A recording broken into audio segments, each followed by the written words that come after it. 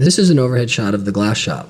In the lower left-hand corner is the glassblowing bench, and just behind that are the buckets that hold the tool called the blocks that I use for shaping the glass when it's very hot. And just to the right of that are the jacks, tweezers, shears, and a wet newspaper patty that I use for shaping the glass. Just off the top of the screen are the furnaces. These include the main furnace, which hold the glass, and the glory holes on either side, which are for reheating the glass. So as you see me here walking away from the furnace, I've taken the first gather of glass. That's going to be the foundation or the start of the entire large piece that we're going to be making. The piece actually is 6 foot 9 inches tall when it's complete. And this is the very first gather of molten glass out of the furnace. My assistant Matt is in the frame now. We're discussing what's going to happen next.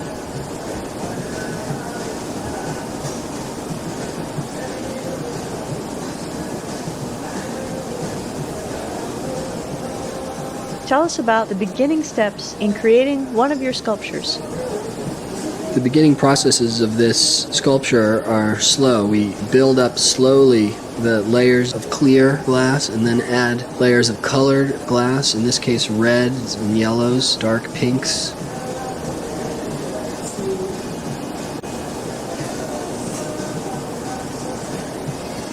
You see here I've just come back from the furnace with a second gather of glass. I'm forming it with wooden blocks. That's the name of the tool. They're made out of green cherry wood. Forming it into a round ball in the style of a paperweight, to which I'll add the colored glass that Matt, my assistant, is getting as we speak.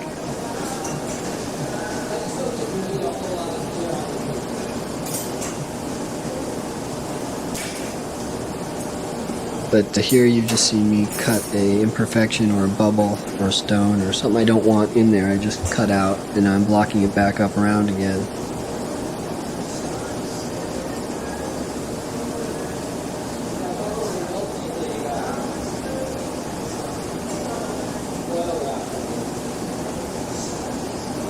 And that's heating the next piece of color just out of the edge of the frame.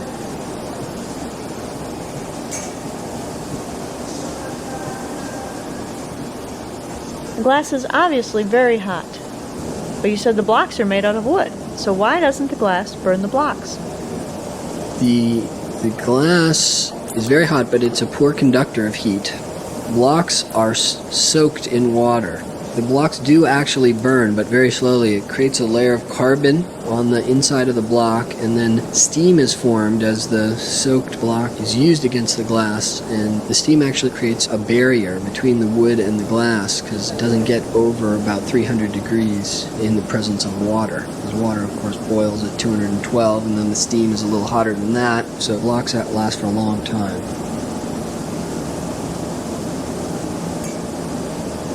And you see, after I use them, I immediately dip them back into the bucket to stop the burning process. Blocks typically last several months to several years, depending on the intensity of the use. Now I've gathered all the clear that I'm going to use, and you can see the whole mass is hot, and it's falling when I stop turning the pipe. And I'm just letting it get cool now. That right there is 3 gathers just for the overlay, or the decorated portion of the piece. And you see Matt's here heating up the first color, which is either an opaque red, yellow, or orange.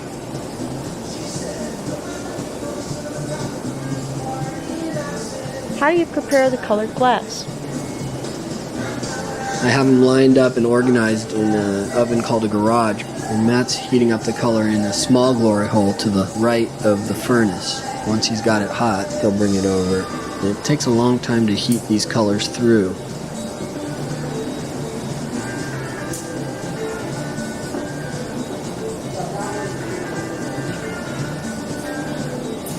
And I've layered up yellow, orange, red, opaque colors, and then orange, red, and burgundy or cranberry over the top of that.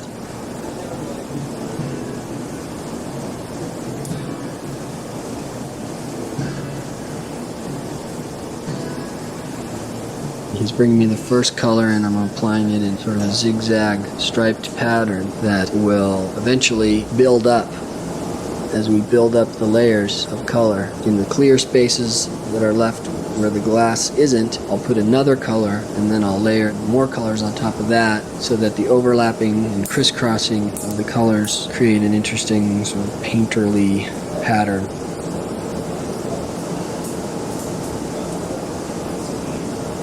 Well, how do you know what pattern to use? That's purely a design choice. This is a technique that I've worked on for years to build up a very seamless, fluid, flowing sense of color without any breaks.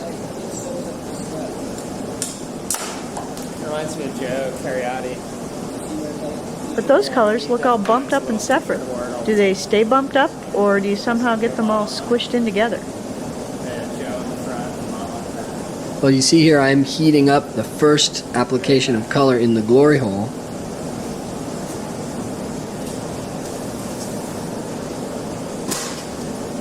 Right now I'm about to take it to the marver, and I'm marvering it. That steel table is called a marver, and I'm incorporating that color that I've laid onto the ball of clear right into that ball by heating it up and smashing it down into the colors.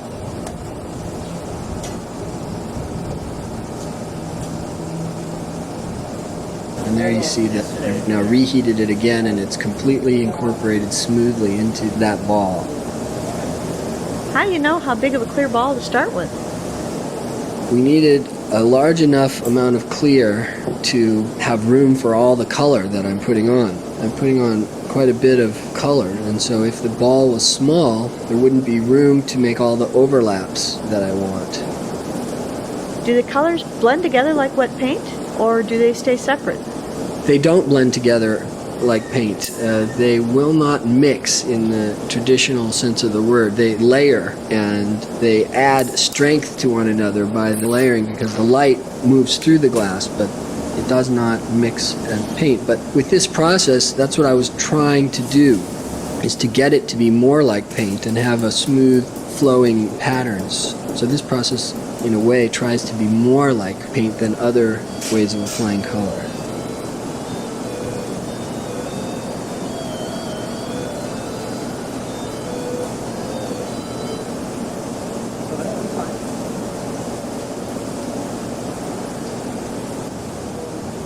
So you're coming from that super hot furnace directly to what must be a really cold steel table. With such a huge change in temperature, why doesn't the glass just break? That's a good question. The answer is that the glass is very hot, and as I said, it's a poor conductor of heat. So it doesn't like to give up its heat, and it doesn't cool off enough for it to break. But if I left it on the table for long enough, it would actually explode from cooling too fast.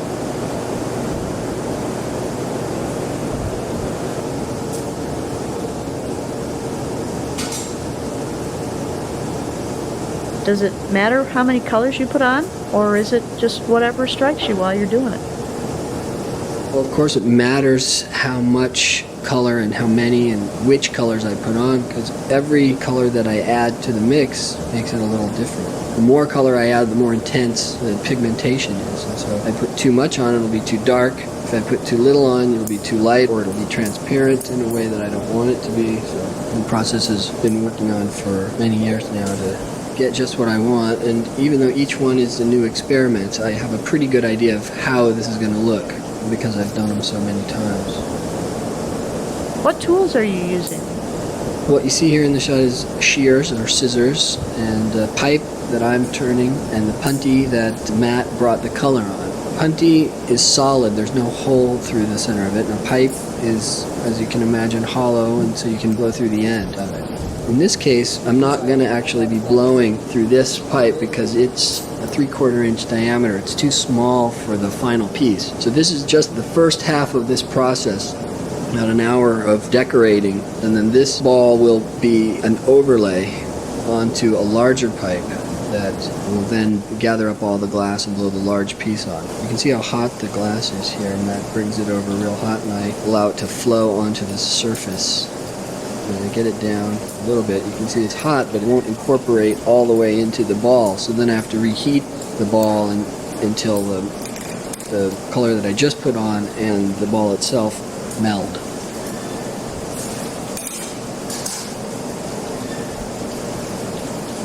How hot is that furnace? The glory hole is about 2200 degrees. I don't have an exact temperature on it, but it's about 21 to 2200 degrees.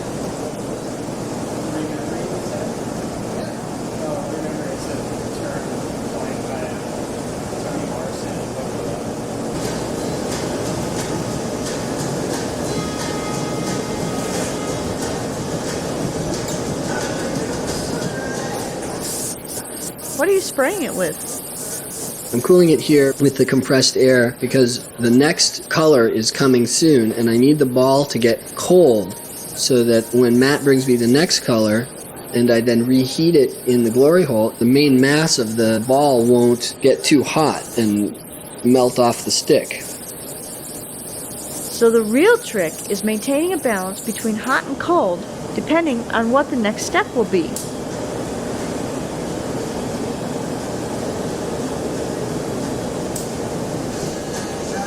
So here you see Matt preparing the next color, and he's heating it and shaping it, heating it and shaping it, and he does that over and over and over again until the glass is hot all the way through to the center so that when you put it on, it flows off the stick. And then the leftover bits there are just pretty much trash.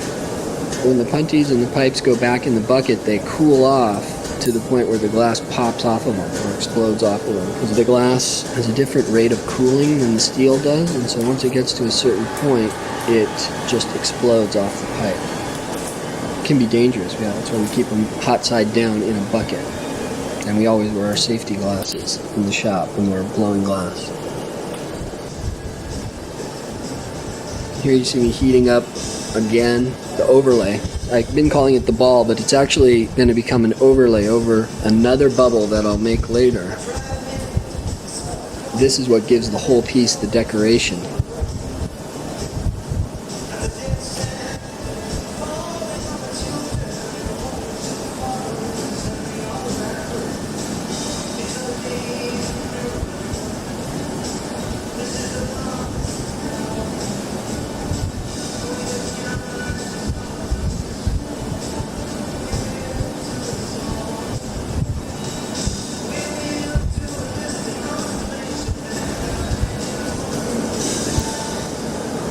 I'm adding more color. This process is fully half the time spent on these pieces, and it's a huge investment in time and color. I have to be very confident that the piece that I make after this will be worth something because I spent fully half the time, an hour to an hour and a half, decorating this. Here you see Matt preparing what's called the punty, and it's what will attach to the bottom of the large piece that will blow. It comes almost an hour after this, but if he doesn't prepare this now, there's no time to do it later, so he knows what to do. I don't even have to tell him, he just gets it going.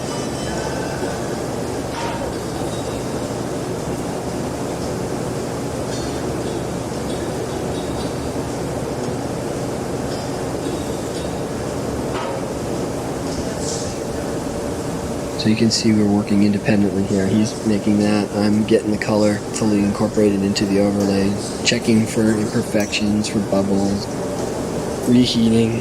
Eventually I'll start to pull all the color down to the end. Here you're seeing the piece through the heat shield.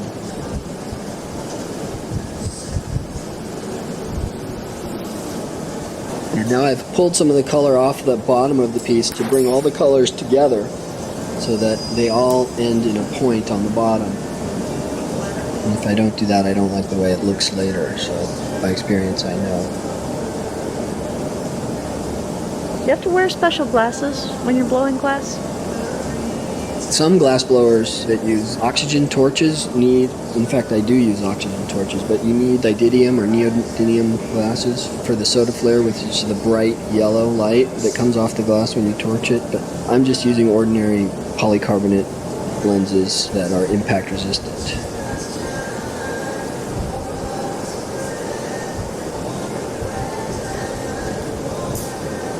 This looks like a new pipe with only clear.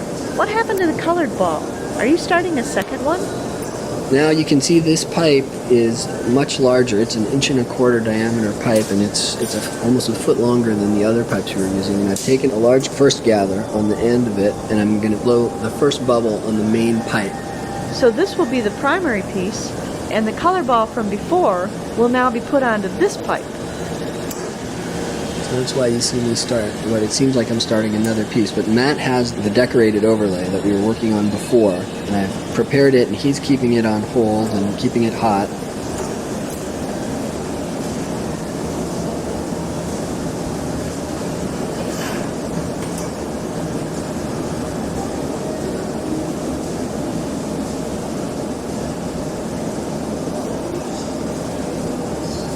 And there you can see I've just forced air into that and blown a bubble into that, and I'm making sure it's just right and round. Now I let it get cold, or Matt grabs it, and I'm going to neck in this big hot overlay that we worked on before, that Matt was heating while I was doing the other part, so that we can, as the name says, overlay it onto this bubble. And that will conclude the decorative portion of the piece and start the blowing aspect, or the shaping of the main form that we're going to make, which is my Birds of Paradise form.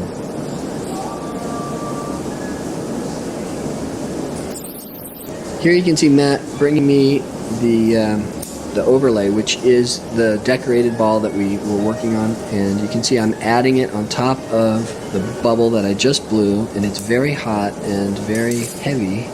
I'm forcing it over the bubble that I just blew. How much glass do you think you have there? I'd say it's about 5 pounds, maybe 4 or 5 pounds, but that doesn't sound that heavy, but when it's 4 or 5 pounds of 2,000 degree hot glass next to your bare hand, you get the heat and the weight. This is not heavy compared to what you'll see a bit down the line. When I take the final gather, it's about 25 pounds of glass on the pipe, and the pipe itself weighs about 15 pounds, so it's quite a heavy thing. So here I've fully incorporated the overlay over that bubble, and I'm starting to expand it and inflate it, and doing the blowing part in glass blowing, which there is actually very little of as far as blowing compared to all the rest of the stuff that we do.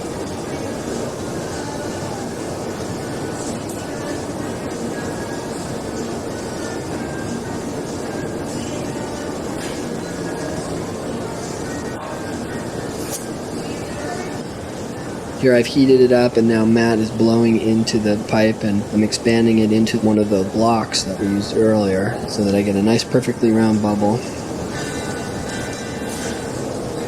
And I've just pointed at the back end of the piece, and Matt has brought me a gather from the furnace, and I'm adding it to the pipe end so that I have enough mass back there for later. You can see here's another gather, 2 gathers that Matt has brought me into the back of the pipe.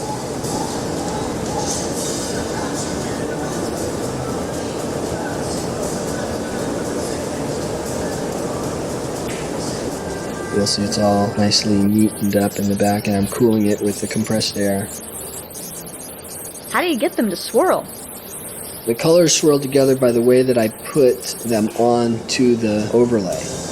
And once I incorporate it all into the ball, and then I gather it down to the end and snip it off and give it a little twist, and then when the overlay comes, the ball is basically flattened and folded in half, so you're seeing through a double thickness of that decorated ball. What we're seeing here is a shot of the bubble.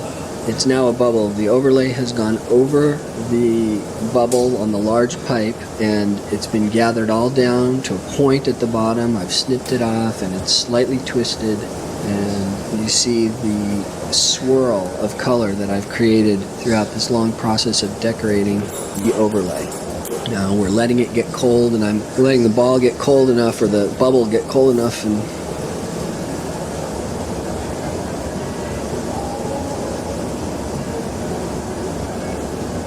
you see actually one of the gathers. I'm in the furnace, and in there is a big, basically, container of hot glass, molten glass, and I've just taken the first gather over the overlay on the main pipe, and I drip off a little to make sure that there's an even coat, and now we're looking for any imperfections, and I've cooled the pipe there in a pipe cooler with my own design.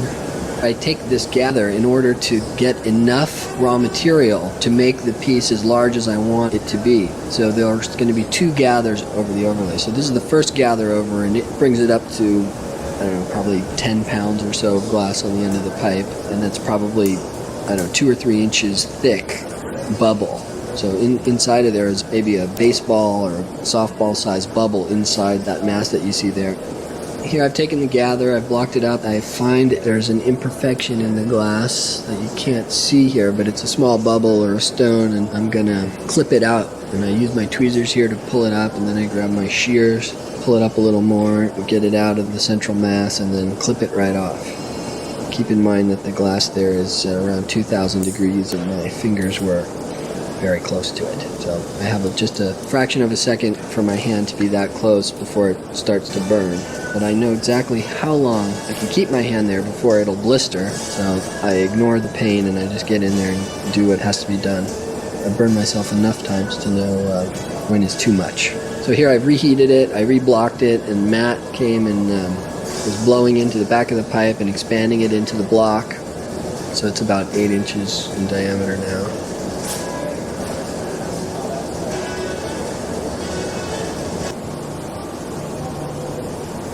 Here we're going to start the process of fuming the piece.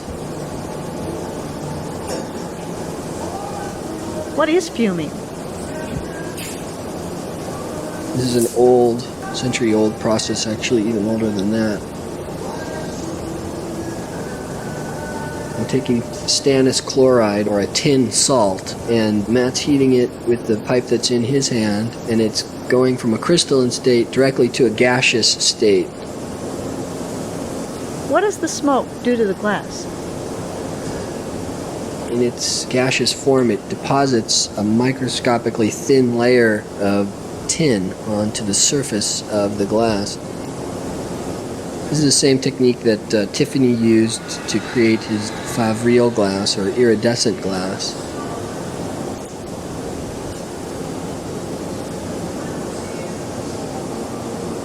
And I use it here to create sort of a peacock feather effect, or iridescent, you can see there, effect on the glass. And then I'm going to gather over that, and that metallic layer gets trapped between 2 layers of clear. And since it's metal, as the piece expands, the metal doesn't stretch, and so it breaks up into really small little flakes just under the surface of the glass, and creates another interesting aspect of the final finished piece. Here I'm taking the last gather.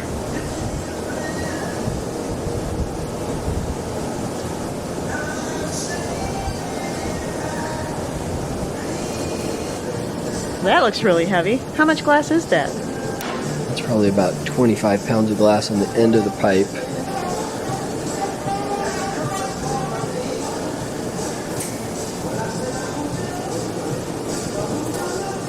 Here I'm blocking it.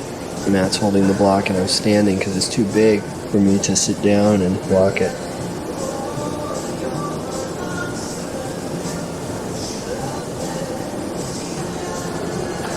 You can see how heavy it is by when I move it around. And then again we go through the process of checking for imperfections. There I found one. And you can see how fast the glass is moving there. Matt's helping me turn it so that I can get it out. Get out that bubble or stone or whatever it was.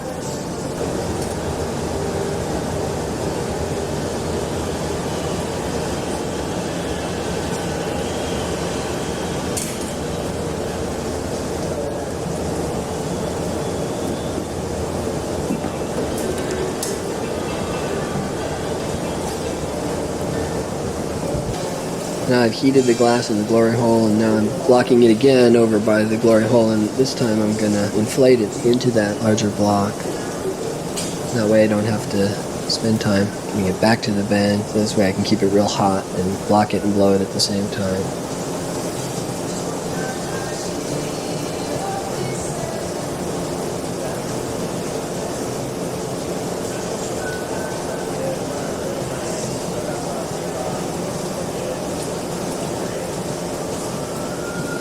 And now the bubble's really moving. It's hot all the way through. Bringing it over to the marver to start to shape it, and you can see it's really hot and moving. It's stretching, and you see I stopped it there for a second, and it really started to stretch off the pipe. And here I handed it off to Matt and to take a look at the bottom, make sure all the glass is where I want it. We've attached a blow tube onto the back of the pipe so that Matt can help me turn the pipe and blow the piece up at the same time. This piece is so large that we have to do most of the inflation and blowing out in the first original gather heat of the piece. And that means the heat that comes from within, from the gather, from the hot glass that I've gathered out of the furnace. If I don't get it all blown up pretty quick after that, the pipe end of the piece will never be hot enough, and the bottom part will blow out and it'll be too thin, and this is probably getting more technical than we need.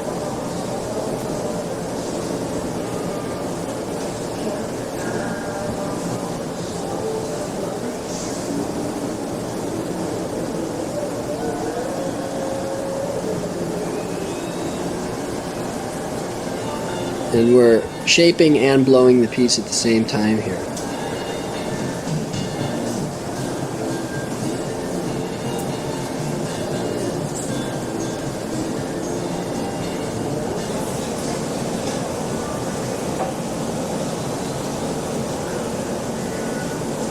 And now I'm putting a neck into the back, and that eventually will be where the piece parts from the pipe. And so I'm setting that up now. Everything has to be planned way in advance. You can't go back in glassblowing. You can see the scale of the piece here. So even though the piece was still pretty hot and moving, I had to get it back to the glory hole and get more heat back into it so that I can continue the process of expanding and stretching it. You can never let it get cold during this part.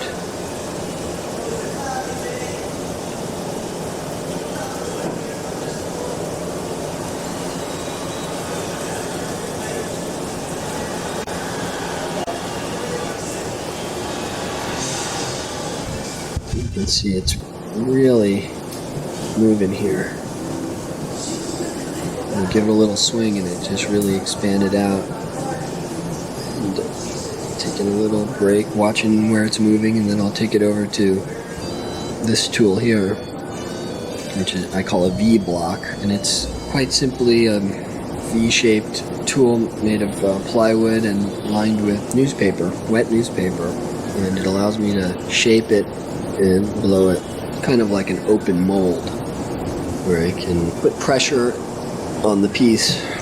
There I've heated it and really stretched it out quite a bit. You saw it getting much longer there, and now I'm cooling it and shaping it at the same time. And here I'm getting the shoulder blown out in the V block, which is lined with newspaper that's wet, and so it creates that layer of carbon and steam. And here I'm getting it hot and I'm going to stretch it. And this is very critical. If I get it too hot, it'll stretch all the way to the floor and the piece will be ruined. If I don't get it hot enough, I won't get the shape that I want. But there, just in that slight swinging motion, you can see it's getting longer and longer, and I've done it just right, just to where I want. Again, if it's too hot, it'll stretch out and hit the floor, and if I don't get it hot enough, I won't get the shape I like. There you can see Matt blowing and expanding the shoulder. And get that shoulder just blown up to a nice amphora shape before we flatten it.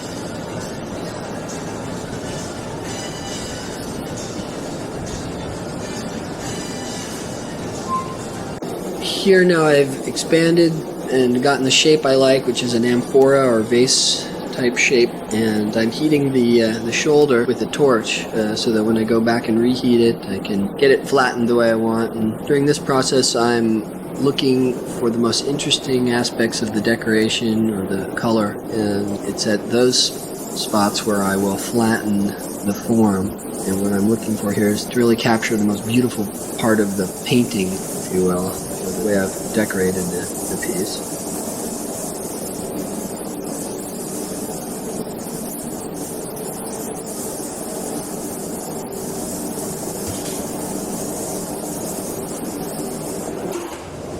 I still haven't gotten it as big as I want, so we're going in for another inflation.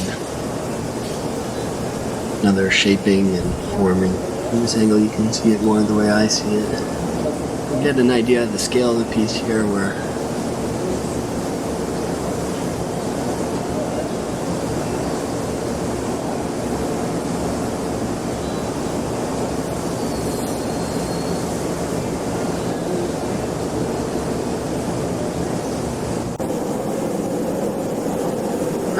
I'm turning it myself.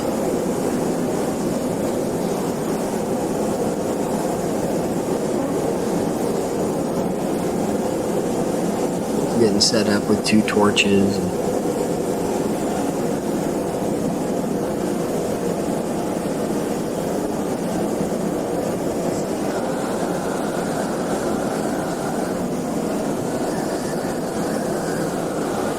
So here I'm getting ready for the first flattening process. I flatten the pieces so that you can see the decoration more. On a rounded form you don't see the form as much. I'm trying to get a painterly effect the way I decorate the bubble. Here I'm using 2 torches to heat the back end of the bubble so that I can get the heat even on the piece, so that then when I reheat it and bring it back to the bench I can flatten it.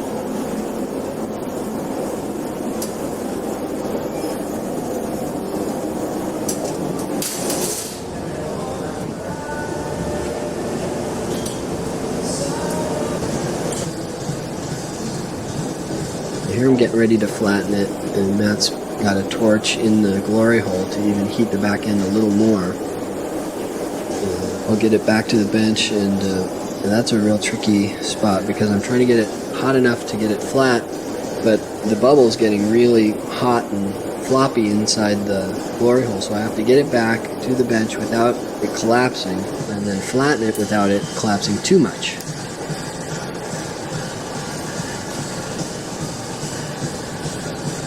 Bubble's really moving here, even though it's hard to see because I'm turning the pipe, but it almost touches back. The interior walls almost touch, but we got it down to where it doesn't. And so I got the main part of the flattening done, the hardest part, and now we're going back to heat again and even it out and take out any of those imperfections or where the areas are indented too much. These are all the technical moves that I have to do to get a nice, graceful form out of this bubble. All this sort of heavy-handed work going on. It's all to create a very subtle, sensual form later on.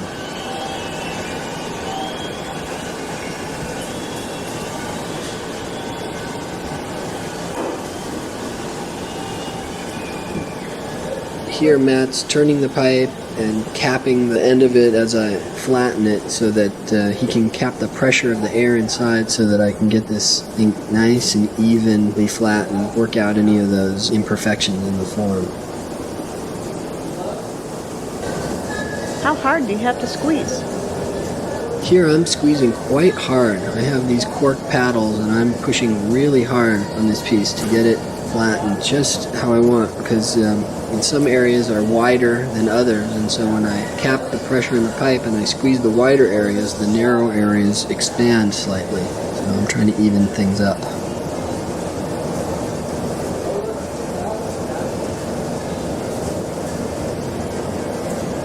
And I've caught the most interesting aspects of the decoration here. You can see on one side a little more than the other end.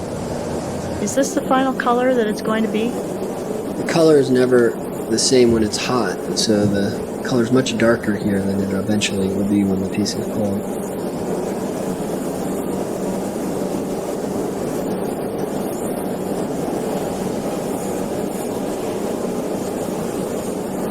And now I've come in with a oxygen propane torch to heat the bottom of the piece so that I can flatten it and create the foot where the piece will eventually stand.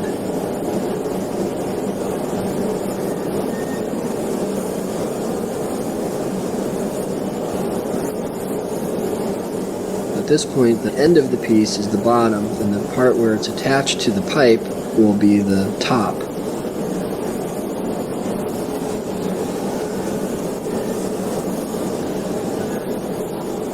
Is it solid now, or does it still have the bubble inside?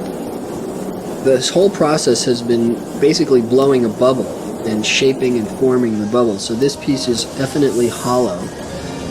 If there's a bubble inside, how thick do you think the walls are? At the thinnest, it's probably about a 1/4 inch thick, and at the thickest, it's probably around 1 inch thick. The wall of the shoulder is probably around a 1/4 inch thick, and the whole thing weighs about 25 pounds here.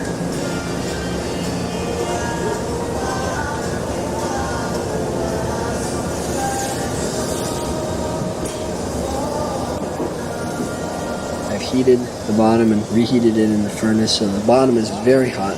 You can see I've flattened it now, and I have to move that paddle around, because if I stop moving while I push, it'll indent it. So I have to make a nice smooth foot on the bottom.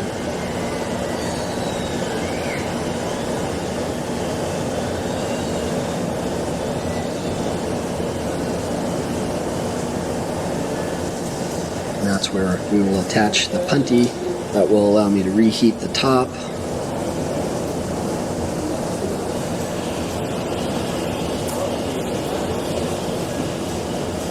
Here you see I'm using that same torch to create a good parting line or neckline on the top of the piece. And that heats the outside of the glass without heating the inside too much, so I can get a nice clean neckline on it.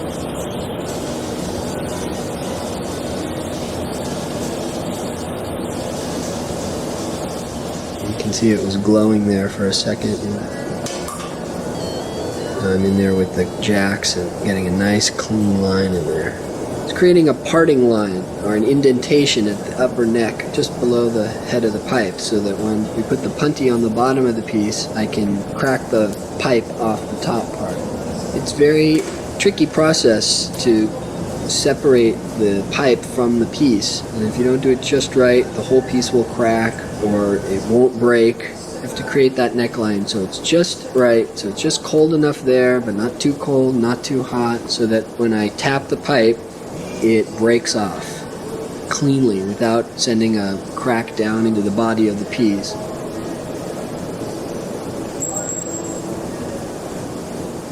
Matt has just gathered the final gather on the punty.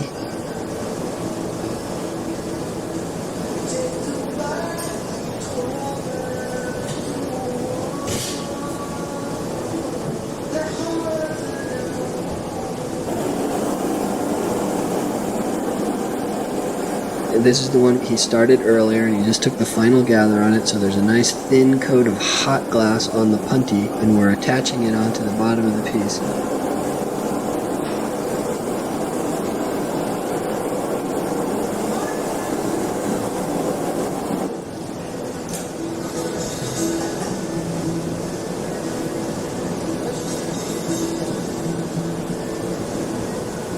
There you can see with the piece and both pipes attached, that's close to 15 feet long, probably 14 feet there, and we've pushed it on and then we pull back a little bit. There I'm turning it and putting another neckline or parting line on the punty so that later I can get it to break in the same way that I want the neck to break off now. What's the difference between a pipe and a punty? The punty has no bubble in it. It's a solid, well, it's a hollow pipe, but it's solid on both ends, and so it's just to move the piece around. And here you can see I'm putting a little water, and that was the steam you saw on the neck of the pipe, and I tap it right off, and that lets it go to the floor. I gotta change my glove because it got wet there. It's still quite hot enough so that it won't break, and I pick it up off the floor and get it over to the glory hole, and it's still moving. Take a look at the way that it broke off. Matt showed me the bottom of the pipe and saw that it broke off cleanly, and now I'm getting a nice heat on the piece. If you mash the two together, how do you get back to that nice flat bottom you just put on? We break the punty off the bottom of the piece, leaving intact the original bottom I made, but with some of the punty left, and then we put it in the annealing oven. And after the piece is cooled, I grind and polish the bottom back to that original bottom, so that you get a nice ground and polished, finished, perfectly flat, clean bottom on it. But at this point we have to hold onto the glass, and there's no other way to hold on to the bottom of the piece without attaching the punty. Here you can see Matt is heating the front of the piece while I add some hot glass to the back of the punty as a little bit of insurance to keep that punty from breaking, from getting too cold, and also to add a little heat into the bottom of the piece. And the piece is so big now that I can't flash it, we say, all the way deep into the glory hole because the glory hole's not big enough. Since these pieces I've built a new glory hole that's another foot deeper, so I can reheat it all the way deep. But at this point I can't get that punty into the reheating furnace or the glory hole, so I have to get it hot somehow, so we add a little hot glass to it.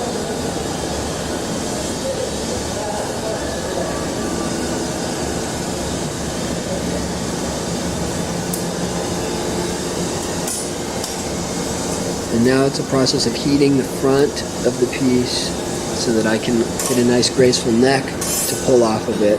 But if I just heat the front and not the rest of it, it will get too cold and crack.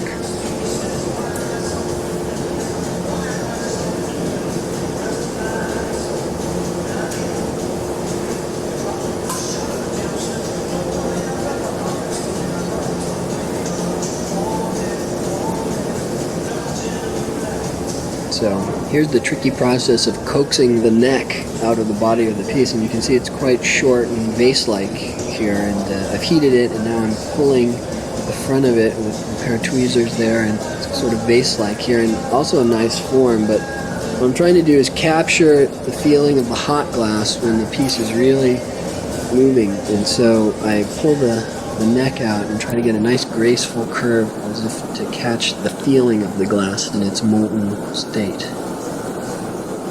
Here I'm using two torches again, one on the bottom to keep the bottom warm and one on the top to get that neck hot relative to the body of the piece, because the neck has to be quite molten so that I can pull it out and the body of the piece won't collapse.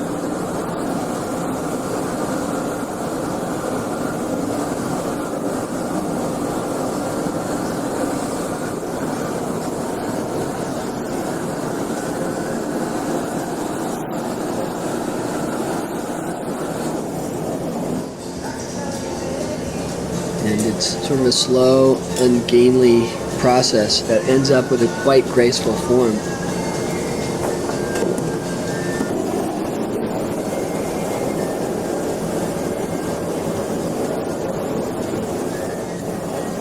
Here's another angle of that process. You see Matt standing and heating the bottom with a torch while I heat the front.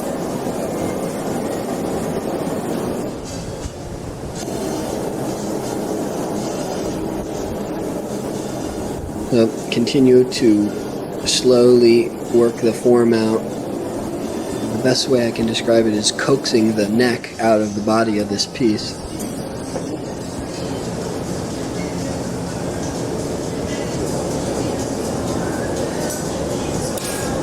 Here I've just brought it back from the heat and I'm coaxing out the neck again. I need a place or a way to grab the front of this so that I can start to pull it out. So here I'm necking in a portion with those jacks, and I'm going to cool that area so that it gives me a cold place to grab it where it's cold relative to the rest of the piece.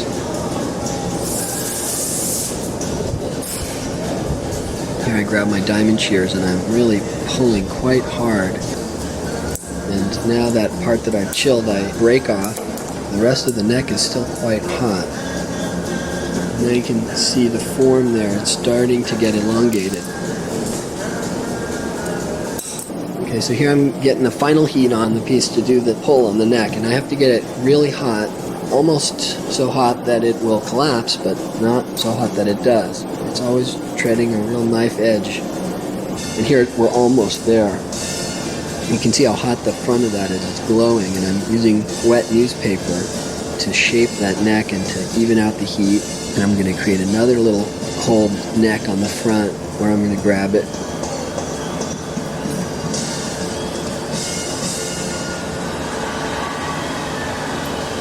And you can see how hot it was. It just collapsed right down into a little flower on the end there.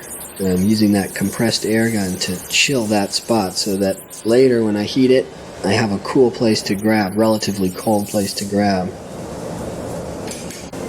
I'm getting the final heat, and here we go. I'm bringing it back, and you can see it's really moving and flopping. And I start to set up the first curve on the neck, and I hand it off to Matt, and he's allowing it to sag even more, and he brings it up, and I grab it, put a little copper pipe in the end, and chill it with air so that it doesn't pull off. Right now, if I were to let it go, it would just flop and hit the ground, but it's just hot enough so that it's stretching out, and it's cooling as I pull it, because as I pull it, it gets thinner, and therefore it cools off faster.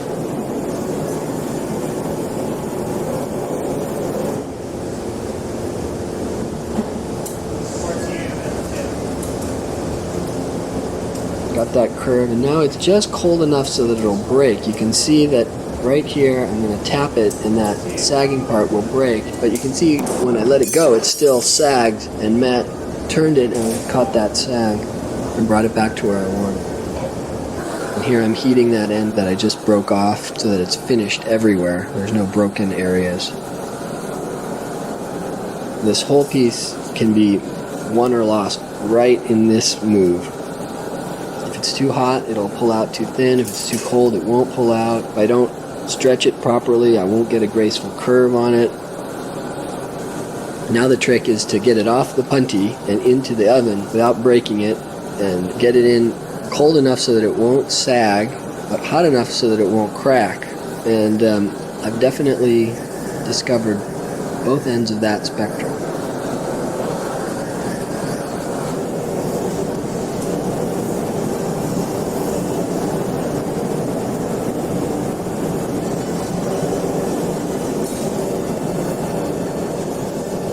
Just directed him to turn it over there and get the final little move I want on it, and then I clear the area so that he can walk through. Afterwards, now I take the torch and the pipe from him, and I get that flame going right up the piece and keep it hot.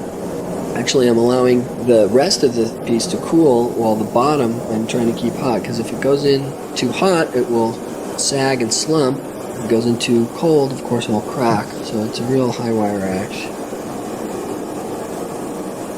Matt's gotten a hood on and some Kevlar gloves, and he's heated them up in front of the glory hole so that when he touches the piece, he doesn't heat shock them, so that he can pick this 1,000-degree plus sculpture up in his hands and put it into the custom-built oven that is just barely bigger than the piece, 6'9", and we're laying it on a bed of chalk there, and that's just regular playground chalk that cradles the piece and keeps it from getting scratched.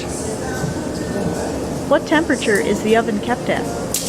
Keep the oven at around 900 degrees. That allows it to stabilize and evenly cool the piece without letting it sag or get slumped.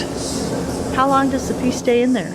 It stays in overnight, and it cools off overnight. So we make the piece during the day, turn the oven down overnight, and it comes out in the morning at about 100 degrees. And there you can see the true color of the piece and how it barely fits in that oven. Wow, what a beauty. This is what I do usually when I come into this shop. I take them out of the oven and wipe the chalk off of them and make sure there's no cracks or imperfections or scratches. Make sure the piece didn't slump or sag. Look at the color, look at the decoration, make sure there's no flaws. I'm very pleased with this one. Once it comes out of the oven, is there anything else that needs to be done? Well, at this point, the piece is finished, and the hot working aspect of it is finished, and now it needs to be ground and polished. The bottom is still jagged from breaking it off the punty, and so I need to grind and polish the base. And then, of course, I sign and date each piece. Even though it looks like a seamless thing, we did this over 2 days, and I made 2 fairly identical pieces, and they became, the final sculpture was the pair of them. I make these as a pair, and this is the first one that I made, and then later on this same day we'll make the second one. Later you'll see the final sculpture pair. I make them as pairs because I think the whole is greater than the sum of the parts. Each piece in itself is a work of art, but together they're more than their individual selves. They create an implied emotion and feeling where they intertwine and interact as a pair, and get a lot of anthropomorphic human feeling out of them. I like these so much, I haven't sold them yet. I'm having a lot of trouble letting them go. Thank you, Jeremy, for inviting us into your studio to see you work. The sculptures are truly beautiful. One last question. How did you get started in glassblowing? I've been blowing glass since 1987. I've been making these pieces since 96, but not in their present form. They haven't reached this scale and this subtlety until the last couple of years. And they started out much smaller and much more of a happy accident, actually. I was playing around with some different colors that I had left over from another project, and I combined them, and one of the colors was hard and stiff, and the other color was soft and really mobile, and the form that I was making did not want to stay straight, so I allowed it to do what it wanted to do, which was to bend, and as I pulled a neck out of it, it bent one way, and then I bent it back the other, and created this really pleasing, beautiful bird-like form. But the color was quite flower-like, so Birds of Paradise seemed like the natural name for the series, since Birds of Paradise is a flower and a bird. I started blowing glass at a school called Santa Monica College down in LA, where I'm from, and it was an elective at the school where I was going, and I was just taking it for fun because I wanted to be an industrial designer. I took the course and was immediately enamored with it, fell in love with it, wanted to do it to the exclusion of all my other studies, and sort of followed my nose and took a job in LA working at a glass factory, and then came up to the Bay Area and studied at California College of Arts and Crafts, which is a 4-year school. And during that time I also worked at another factory up here. And then after school I left and went to Italy, where I did an apprenticeship with a very fine Venetian master named Pino Signoretto, which I was very lucky to work with him, and did a short apprenticeship with him, and then came back here and started my shop. At that point, I'd been blowing glass for 5 years and wanted to give myself a shot to have a business, and had no idea what I was going to do, and just came here and found a shop and built it and put it together and started blowing glass. And it's been a wonderful odyssey over the last, I'm in my 11th year of my business, and been quite successful, actually.